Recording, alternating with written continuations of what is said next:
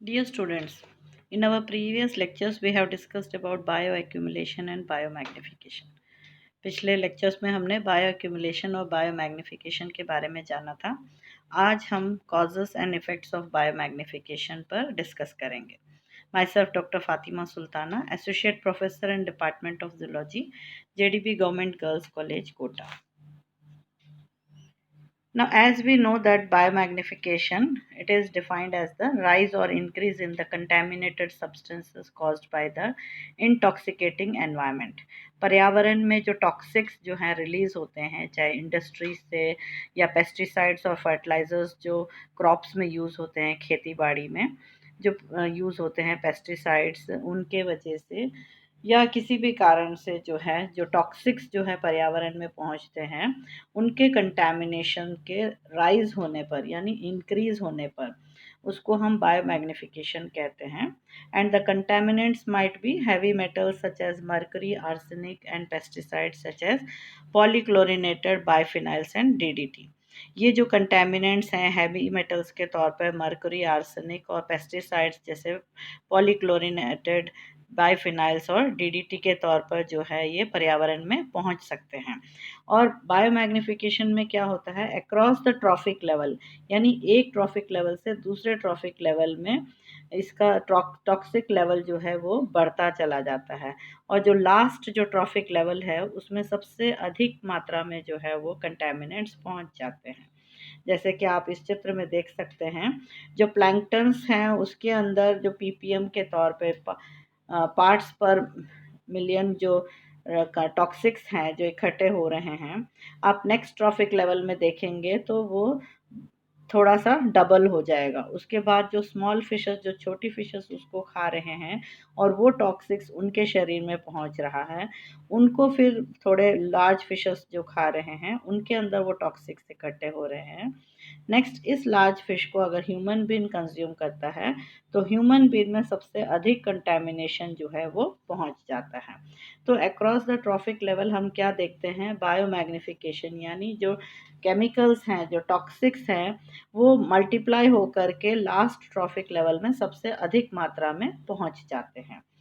So these substances are taken up by the organisms through the food they consume. अब ये पहुंचते कैसे हैं, क्योंकि एक ट्रॉफिक लेवल से जब दूसरे ट्रॉफिक लेवल में भोजन पर निर्भर करते हैं, क्योंकि प्रोड्यूसर्स पे कंज्यूमर्स निर्भर करते हैं और कंज्यूमर में भी प्राइमरी, सेकेंडरी और टर्शरी कंज्यूमर्स होते हैं। तो फूड चेन में क्या है कि श्रृंखला होती है, they feed on one another. Food chain में एक दूसरे पर अपने आहार के लिए निर्भर करते हैं। So when organisms in higher food chain feed on the organisms in the lower food chain containing these toxins get accumulated in the higher organism. जैसे कि ट्रॉफिक लेवल्स में जो फूड चेन में हम क्या देखते हैं, जो ऑर्गेनिज्म हायर फूड चेन में है यानी सबसे ऊपर यानी टर्शरी कंज्यूमर्स के लेवल पर जो ऑर्गेनिजम्स होते हैं, वो नीचे वाले ऑर्गेनिजम्स पे अपने आहार के लिए डिपेंड करते हैं। अब ये जो नीचे वाले फूड चेन के जो ऑर्गेनिजम्स हैं, अगर इनके अंदर टॉक्सिन्स जो है, क्योंकि वो फिर उसके नीचे वाले ट्रॉफिक लेवल पर निर्भर करते हैं, अगर वहाँ से वो टॉक्सिन्स एक्यूमुलेट हो करके हायर ऑर्गेनिज्म में पहुँचता है तो उसको हम बायोमैग्निफिकेशन कहते हैं। So we see that the biomagnification of certain chemicals, for example अगर हम मर्करी की बात करते हैं, मिथाइल मर्करी, तो एक ट्रॉफिक लेवल में जो एक्यूमुलेशन हो रहा है उसको तो हम बायो एक्यूमुलेशन कहेंगे। और एक ट्रॉफिक लेवल से दूसरे ट्रॉफिक लेवल में होते हुए जो टॉप प्रेडेटर लेवल पर जब पहुंच जाता है, वहाँ सबसे मैक्सिमम होता है, तो उसको हम बायोमैग्निफिकेशन कहते हैं। So biomagnification is the process in which chemical substances become more concentrated at each trophic level, यानी हर ट्रॉफिक लेवल से होते हुए और कंसंट्रेट होता चला जाएगा जैसे जैसे वो ट्रॉफिक लेवल हायर ऑर्गेनिजम्स की तरफ जाएगा।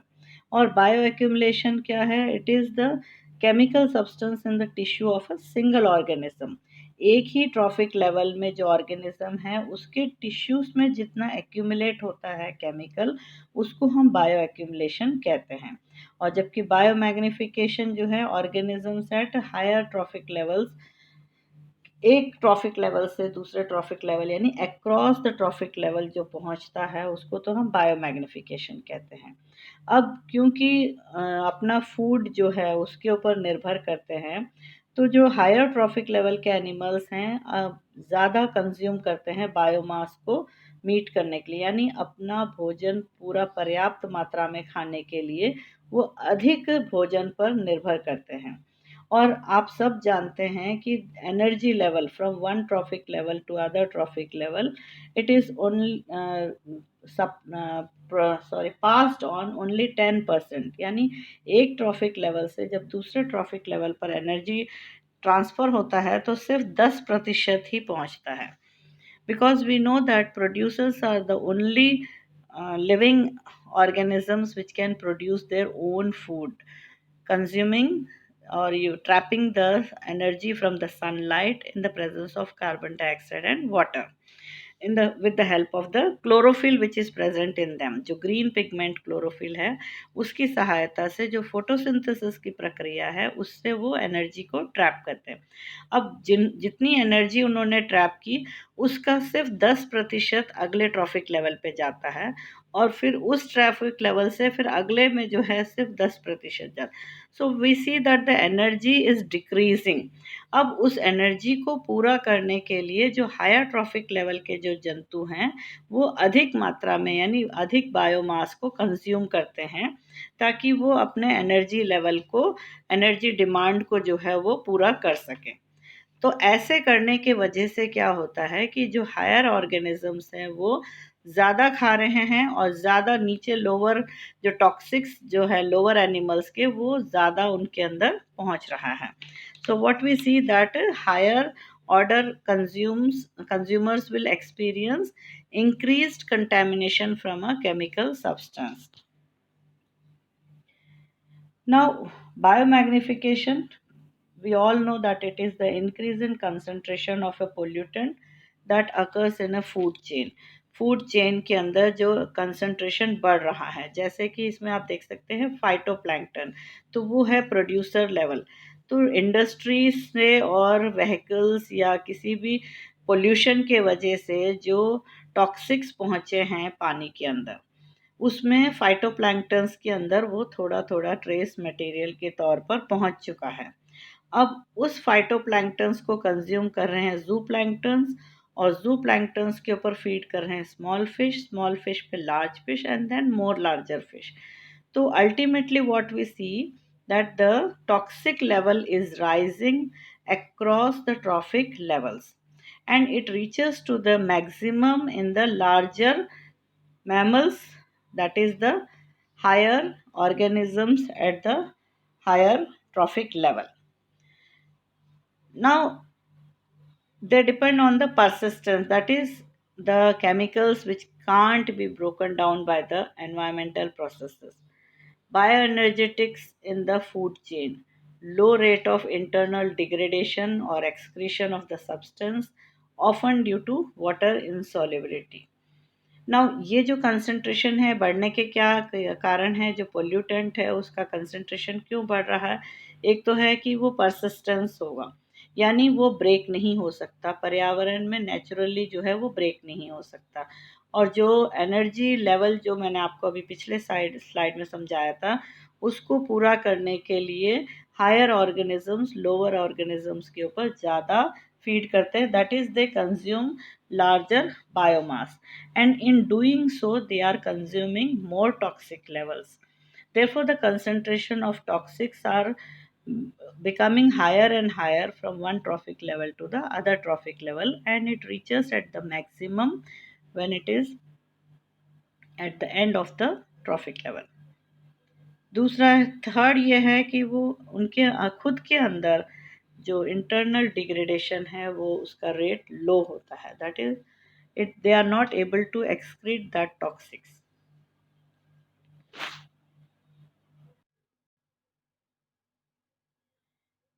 Now in order for biomagnification to occur, the pollutant should be long lived, mobile, soluble in fats, and biologically active, and then they are known as the persistent। तो हम persistent इसलिए कहते हैं क्योंकि ये जो chemicals हैं वो डिग्रेड नहीं हो सकते हैं एंड पर्यावरण के अंदर।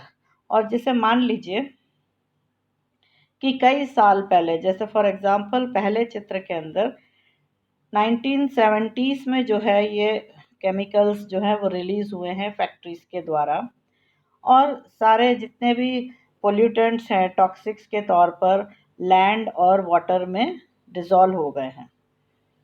But now in 2000, that is in the 21st century, we see कि pollution control board बन गया है, and following the directions of that pollution control board, उन्होंने ये जितने भी एमिशंस को जो रिलीज कर रहे थे वो सब उन्होंने रोक लिया, या ये कह सकते हैं कि कंट्रोल किया, और उस after treatment they were living the water in the rivers. But फिर भी हम क्या देखते हैं कि जो इतने सालों पहले जो केमिकल्स रिलीज हुए थे वो अभी भी उसके अंदर परसिस्ट हो रहे हैं, because they were not able to be destroyed or broke down by the naturally in the environment. So if we see the pollutants which are persistent and the pollutants which are short lived, तो pollutants जो persistent हैं वो हैं that dissolve in fat, क्योंकि वो fat में dissolve हो जा रहे हैं, they are consumed by the animal and stored in their fats that is muscles, और इसीलिए वो लॉन्ग टाइम तक परसिस्ट करते हैं। और पोल्यूटेंट जो शॉर्ट लिव्ड होते हैं वो जल्दी ब्रेक डाउन हो जाते हैं, and before it become dangerous वो डैमेज भी हो सकते हैं। Now, next is that lipid or fat soluble substances cannot be diluted, broken down or excreted in urine, क्योंकि अब ये फैट soluble होने की वजह से मसल्स के अंदर स्टोर कर लिए गए हैं, तो they can not be broken down या डाइल्यूट नहीं हो सकते, या एक्सक्रीशन के तौर पे यूरिन के साथ बाहर नहीं निकाले जा सकते हैं। Whereas the short lived pollutant अगर हम देखें, it is not mobile, it will stay in one place and is unlikely to be taken up by the organism. They can accumulate in fatty tissues of an organism if organism lacks enzyme to degrade them. They are the persistent pollutants, और जो short lived होते हैं, if the pollutant is soluble in water it will be excreted by the organism. जो short lived pollutant है अगर वो पानी में dissolve हो सकता है तो वो आसानी से organism के excretion से बाहर निकाल दिया जा सकता है। So what we see that the persistent pollutants are more harmful to the organisms. Now an example of this chemical substance which is biomagnified is DDT. इस DDT ने बहुत ज़्यादा नुकसान किया है। Dichloro diphenyl trichloroethane, this chemical pesticide was sprayed on crops and subsequently washed into waterways at low concentration. बहुत ज़्यादा तादाद में 1940s 50s में जो है खेतों में जो है बहुत बुरी तरह से जो है इसको स्प्रे किया गया है, पेस्टिसाइड्स जो पेस्ट और इंसेक्ट्स इन सबको कंट्रोल करने के लिए, मलेरिया को कंट्रोल करने के लिए इंसानों पर और खेतों में और घरों में जो है काफ़ी तेज़ी से जो है ये स्प्रे किया गया DDT। And this DDT is fat soluble. Fat soluble होने के वजह से ये मसल्स के अंदर एकत्रित होकर के स्टोर करके रख लिया जाता है, और वो एक्सक्रीट भी नहीं हो पा रहा है ऑर्गेनिज्म के द्वारा। So what we see that the DDT is sprayed on water to eliminate mosquito larva. मैंने जैसे आपको बताया कि to control malaria DDT was sprayed in a large quantity. बहुत ज़्यादा जो है वो DDT किया गया, और इसी वजह से क्या है कि ये हर ट्रॉफिक लेवल में इसका कंसंट्रेशन बढ़ता चला गया और स्टोर होता चला गया, because when the organisms were taking food they were intaking the DDT as well. Now, as can see in this picture, DDT was sprayed to control the pest in the crops. So, very high levels of DDT were discovered in birds that preyed on fish and was found to interfere with the eggshell. क्योंकि अब DDT बहुत अधिक मात्रा में जो है spray कर दिया गया, and it is persistent and is in the environment as a pollutant. तो इसका जो हायर लेवल जो है वो सबसे ज़्यादा इफेक्ट किस पे देखा गया? बर्ड्स पे। क्यों? और उन बर्ड्स पे जो फिशेस पे ज़्यादा निर्भर कर रहे थे। तो इस डीडीटी के हाई लेवल के वजह से बर्ड्स के एग शेल जो है वो बहुत पतले बन रहे थे और एग्स जो है वो डैमेज हो रहे थे। और बर्ड्स में भी जो है किडनी फेलियर के वजह से बर्ड्स की भी डेथ हो रही थी। इसी कारण से जो उनके फ्लेजिंग्स हैं, छोटे बच्चे भी जो है उनका भी सर्वाइवल रेट काफ़ी डिक्रीज हो गया था। So we see that the DDT was spread in huge quantity. आप देख सकते हैं किस तरह से स्प्रे हो रहा था, बच्चों तक पर भी जो है ये डीडीटी स्प्रे कर दिया गया था। 1940s में it was hugely used. And what we see here also you can see DDT was hugely used. Wars में भी जो है वो यूज़ किया गया जर्म्स रिमूव करने के लिए। And what we see that DDT has half life. यानी अगर पहले साल में 100 केजी डीडीटी छिड़का गया, जैसे आपको बताया था 1940s में it was used in a huge quantity. Now assume that 100 kg of DDT was sprayed in an area. After 15 years, we see that 50 kg was degraded. And after 120 years, you see that still DDT is present in that environment. 0.3739 kg DDT 120 साल बाद भी देखा जा सकता है. So, looking to the harmfulness of this DDT, in 1969, WHO had strictly banned this DDT. But still, what we see that poor countries, they still use DDT if they have large pest problems and little money. कम पैसे हैं और large paste problems हैं, यानी कीड़े मकोड़ों की problems बहुत ज़्यादा है और पैसे की कमी है, तो ऐसे कंट्रीज अभी भी डीडीटी को यूज़ कर रहे हैं। Whereas we are seeing that how harmful this DDT है, डीडीटी कितना नुकसान कर रहा है ये देख रहे हैं हम, बट फिर भी कुछ कंट्रीज जो है वो डीडीटी को यूज़ कर रहे हैं। तो क्या ये सही है कि यूज़ करना चाहिए? Now, along with DDT, there are certain substances जैसे PCBs है, polychlorinated biphenyls, और ये यूज़ होते हैं इंसुलेटर्स, ट्रांसफार्मर्स में और प्लास्टिसाइड, फायर रिटार्डेंट्स में। And this impairs reproduction, reproduction में जो है वो कई ऑर्गेनिजम्स के रिप्रोडक्शन को जो है वो हार्म कर रहे हैं। Impairment of reproduction. इसी तरह पॉली न्यूक्लियर एरोमेटिक हाइड्रोकार्बन्स जो पेट्रोलियम प्रोडक्ट्स हैं, दीज आर कार्सिनोजेनिक, यानी कैंसर प्रोड्यूसिंग पोल्यूटेंट हैं ये। हैवी मेटल्स जैसे mercury, copper, cadmium, chromium, lead, ये सब जो है गोल्ड माइनिंग और मेटल प्रोसेसिंग में यूज़ होता है। And they are affecting the nervous system and they are affecting the reproduction. Cyanide जो लीचिंग ऑफ गोल्ड में यूज़ होता है या फिशिंग में, this is again toxic and very harmful to the human being. Selenium, it is used for farming in desert soils. This results in reproductive failures and it is also very toxic. Now, what are the causes? Agriculture के तौर पे जो pesticides, insecticides, fertilizers, fungicides जो use हो रहे हैं वो बहुत टॉक्सिक हैं. They are very toxic and are released into the soil, rivers, lakes and sea. ये जितने भी पेस्टिसाइड्स, इंसेक्टिसाइड्स और फर्टिलाइजर्स, फंगिसाइड्स जो एग्रीकल्चर में यूज़ हो रहे हैं, ये सभी हाईली वेरी टॉक्सिक होते हैं और ये सॉइल के अंदर और रिवर के अंदर, लेक्स में, सी में, सब में एकत्रित हो जाते हैं।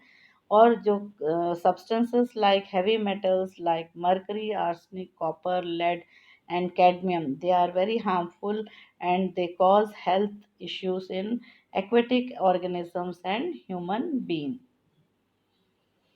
Minamata disease caused by Mercury. ये जो मिनामाटा डिजीज़ है ये क्या है? It is a neurological syndrome caused by severe Mercury poisoning.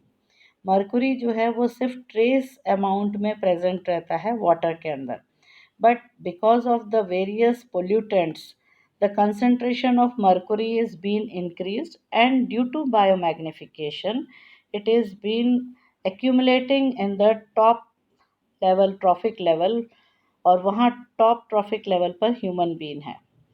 तो उसके अंदर जो मर्कुरी सिर्फ ट्रेस अमाउंट की तरह होना चाहिए, वो बहुत ज़्यादा अधिक तादाद में कंसंट्रेट होकर के पहुंच जाने की वजह से it is causing poisonous. The mercury is poisoning and it is causing neurological syndrome. और न्यूरोलॉजिकल सिंड्रोम के अंदर क्या होता है कि हाथ और पैर जो है वो नम हो जाते हैं, मसल्स वीक हो जाते हैं, विजन बहुत वीक हो जाता है, सुनना और बोलना जो है वो कमज़ोर हो जाता है, and it causes paralysis, coma and death. कुछ हफ्तों के बाद क्या देखते हैं कि द चाइल्ड और the person is dying because of various illness caused by this mercury, and this is called Minamata disease. Organic contaminants जो मैन्यूर्स और बायोसॉलिड्स इंडस्ट्रीज के वजह से जो जिसमें फार्मास्यूटिकल्स के अंदर और इन सब में यूज़ होता है, they are producing adverse impact on health of human, animal and wild life.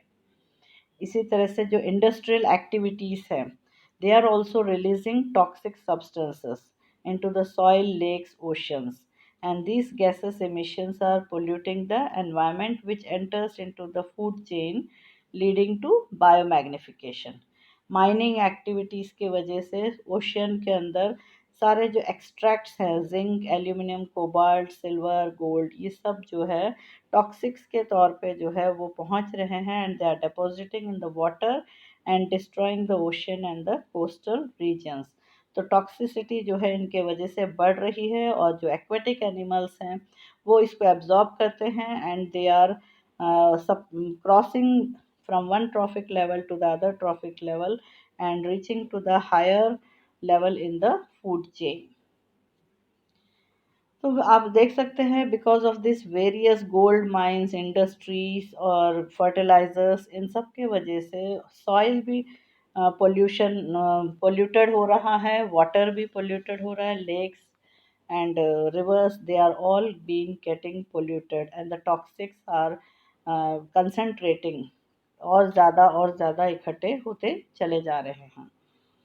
अब इफ़ेक्ट्स क्या हैं इनके ह्यूमन बीइंग के अंदर?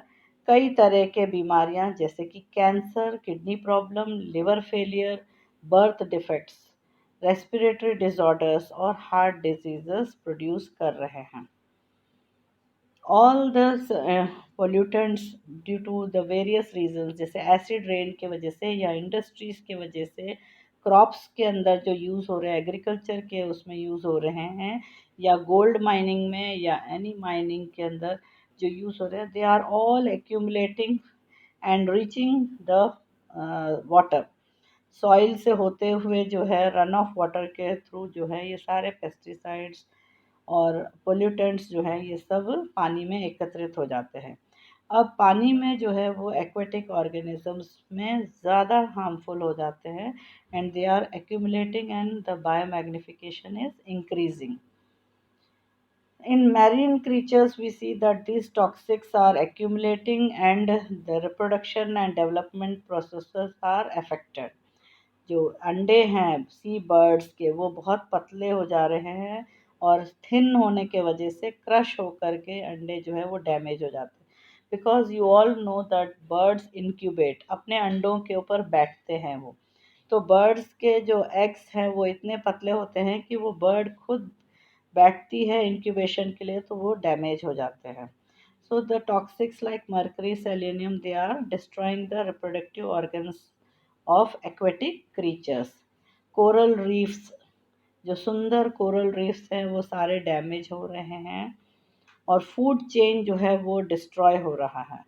The chemicals and toxins which are released into water bodies disturb the food chain. So we see that these toxins, they are getting accumulated in the higher level of organisms. Now how to control biomagnification? कैसे control कर सकते हैं? Do not put harmful substances into the water system. पानी में जो है harmful substances को नहीं डालना चाहिए। प्री ट्रीटमेंट के बाद ही जो है सीवेज का वाटर या industrial water should be released. Avoid toxic chemical pesticides. आज इसीलिए कहा जा रहा है कि पेस्टिसाइड्स को यूज़ करने के लिए उसको बैन कर देना चाहिए, बंद कर देना चाहिए। ईट सर्टिफाइड ऑर्गेनिक फूड्स, क्योंकि जो फिशेस जो बायोमैग्निफिकेशन की वजह से टॉक्सिक्स उसके अंदर इकट्ठे हो रहे हैं और उस फिश को अगर ह्यूमन बीइंग खा रहे हैं तो they are getting that toxics into their body. So certified organic food should be eaten, and avoid fishing or spending time in contaminated area. जो contaminated areas है वहाँ पर नहीं जाना चाहिए, क्योंकि टॉक्सिक्स जो है वो बॉडी के अंदर आ जाते हैं। तो if we take care of these things, we can control the biomagnification. Thank you so much.